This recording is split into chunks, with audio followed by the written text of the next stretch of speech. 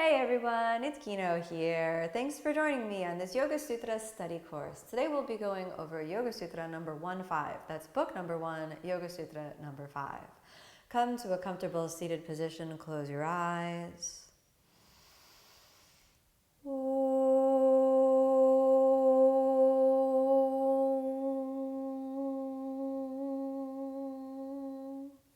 Take a moment. Hands rest down and just bring your mind into presence. Whatever thoughts are rolling through your mind, just take a moment and bring your attention away from those thoughts and into the sensation of your body.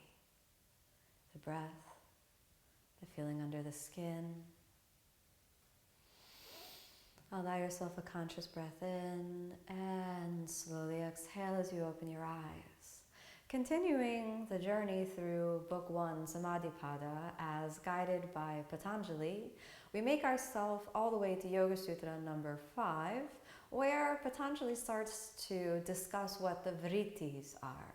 If you review the previous sutras, Atha Yoga Anushasanam, now the continual practice and study of yoga begins. Now, dear student, that you're ready, we can begin. Yoga Chitta Vritti Nirodha. Yoga is the stilling of the mind. Tada drashtu shvarupe vashtanam, so that the seer can abide in its own true nature, so that you can know who you really are underneath the world of thoughts, emotions, and objects. Vrittis arupyam itaratra, otherwise you'll be caught in the endless spiral of the vrittis, the undulations and vacillations of the mind, constantly reacting to the world of sense objects and the world of emotions. Now we find ourselves at Yoga Sutra number 5, and Patanjali starts to define what are the vrittis. Remember the Sanskrit word vrit, to revolve. The vrittis have a powerful momentum that sort of spin on their own axis. Let's take a look at how that applies according to Patanjali. So we'll start off with the Sanskrit. Vrttayah, pancatayyah, Klistaklistah. Repeat that after me. Vrttayah, pancatayyah, Klistaklistah. Let's do the whole sutra all together. Vrttayah, pancatayyah, Klistaklistah. And again. Vrttayah, pancatayyah, Klistaklistah. Good. Now let's break that down a little bit. Vrttayah, the vrittis. In Sanskrit, the nouns decline, which means that if you hear vritti, vrttayah, it's the same word with a different case ending, just as though we would say the vrittis in English, or the thoughts, or a thought, or many thoughts, it's still thoughts. But again, in Sanskrit, the nouns decline, which means that the end or the case ending of the nouns changes. It's just a little bit Sanskrit grammar. So that if you hear vrttayah or vritti, you'll understand that they're actually talking about vritti, those undulations, those waves in the ocean of the mind. So now again, Patanjali in this sutra begins to describe vrttayah. Here are the vrittis, pancatayyah, coming from the Sanskrit word pancha, ashtangis. You know what pancha means? Pancha, 5, the 5th position, as we often say in the Ashtanga practice. But in this context, we're not talking about vinyasa, we're talking about vrittis. So according to Patanjali, Vrttayah, pancatayyah, there are 5 main categories of vrittis, 5 main types of waves, disturbances in the ocean of the mind. Now the sutra ends with klishta, aklishtaha, and this is opposites. We have klishta and aklishta. In Sanskrit, when you have a in front of a noun, this means that we're talking about the opposite. So klishta and aklishta actually talk about the opposites. And what is klishta? Klishta, coming from the same root as klesha, or obstacle. Klishta is with pain or with suffering. So aklishta is without pain or without suffering. And we think about this, we understand that the Patanjali is saying that within these 5 vrittis, They're either going to bear the fruits of suffering, or they'll bear the fruits of awakening or realization, so being without suffering. So this sutra is a very important kind of direction, and there's been a lot of sort of commentary discussion about what an Klistaklistah vritti is really about. So this is a wave on the ocean of consciousness, of citta, that does not lead to the fruits of suffering. The notion that there can be waves that lead to the fruits of realization or the fruits of awakening is perhaps one of the most solid arguments for how a fully awakened person, being, could live and walk on the earth after practicing yoga. Because we understand that the embodied presence exists, and if that embodied presence begins to be awakened through many lifetimes of practice or through the intercession of divine grace, then that being must continue to sort of live out whatever karmas, whatever embodiment is already established. In other words, if you actually manage to become enlightened, or if you actually manage to, after thousands of lifetimes, or with the grace, you wake up to the truth of life, of God, of realization, then you don't immediately kind of evaporate and go into a realm of sort of awakened beings. You kind of have to live out the rest of your life on earth. And the notion here with Klistaklistah vrittis is that as you continue to fulfill the remnants or the remaining facets of your karma and your dharma here on earth, you are in this Klistaklistah vritti state.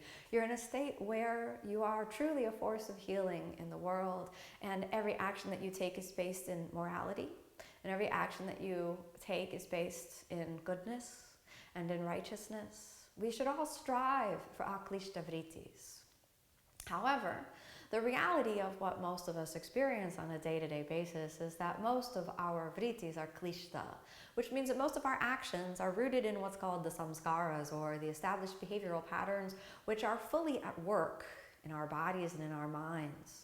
The whole teaching of the practice of yoga is the purification or the stilling of the mind, so at least we can allow the klishta vrittis, those behavioral patterns, those reactions, those waves on the ocean of consciousness, so that we can at least slow those down until the point where they no longer bear their fruits of suffering. And this is essentially the path of citta vritti nirodha, so that there are no more vrittis at all on the ocean of consciousness.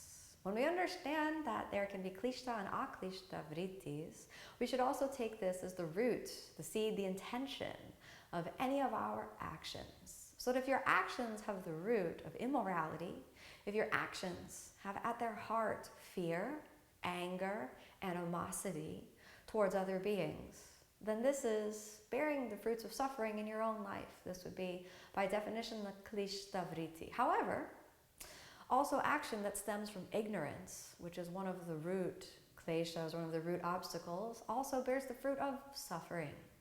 In fact, it could be argued that ignorance itself is the root of all suffering, so that any action taken without true knowledge of the self, without the higher knowledge of the true self, can only lead to suffering. And that only a being, an individual, who has fully realized their true nature, woken up to the divine truth of the universe, can truly operate from the Klistaklistah vritti state.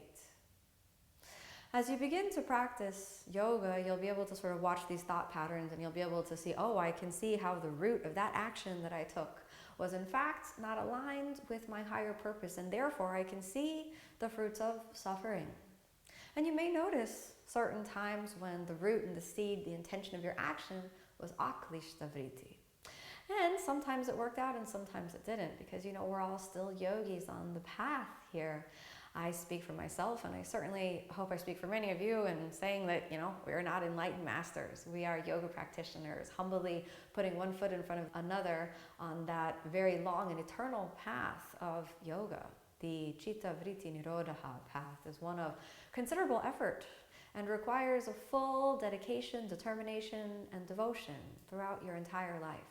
So remember these categories, and perhaps the easiest way to integrate them is to constantly check yourself in terms of your intention, and then to constantly look at your life and see how your life reflects back in the fruits of every action.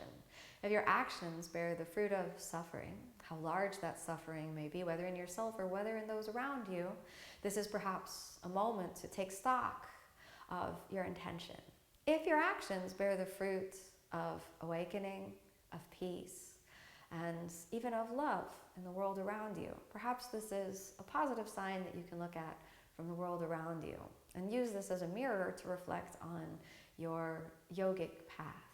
Remember that Patanjali is interested in waking you up to the truth of who you really are, the drashtu swarupayavashtanam, so that you can abide in your true nature. You can understand what the true light really is within.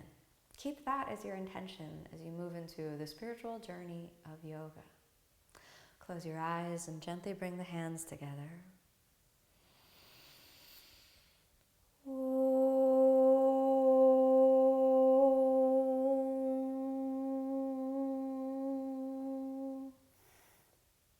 Thank you so much for joining me on this Yoga Sutra study course. Namaste.